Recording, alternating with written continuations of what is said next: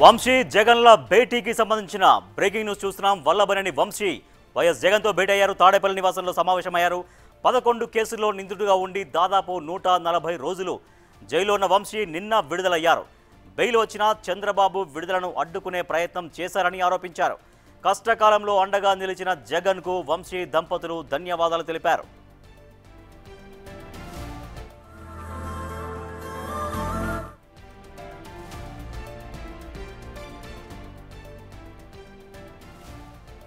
YCP మాజీ MLA Vallabhaneni Vamsi అనేక కేసుల్లో దాదాపుగా 11 కేసుల్లో ఆయన నిందితుడిగా ఉన్నారు. గత కొద్ది కాలంగా అంటే దాదాపుగా 140 రోజులకు పైగా ఆయన జైల్లోనే గడిపారు. ఆయన ఆరోగ్యం కూడా క్షీణించింది అని చెబుతున్నారు. అనేక సందర్భాల్లో ఆయన బయటకు వచ్చినప్పుడు ఆయన చాలా వీక్గా కూడా కనిపించారు.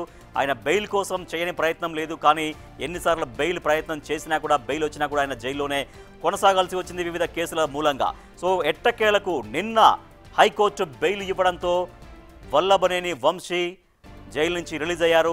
రిలీజ్ అయిన తర్వాత ఇవాళ కాసేపటి కింద తాడేపల్లి నివాసంలో ఆంధ్రప్రదేశ్ మాజీ సీఎం వైసీపీ అధినేత వైఎస్ జగన్తో సమావేశమయ్యారు వల్లభనేని వంశీ. మొత్తం 11 కేసుల్లో ఈయన నిందితుడిగా ఉన్నారు. దాదాపుగా 140 రోజులు జైల్లో ఉన్నారు వంశీ. నిన్న బెయిల్ పైన రిలీజ్ అయ్యారు. బెయిల్ వచ్చినా కూడా చంద్రబాబు తన విడుదలను అడ్డుకునే ప్రయత్నం చేశారని వల్లభనేని వంశీ ఆరోపించారు.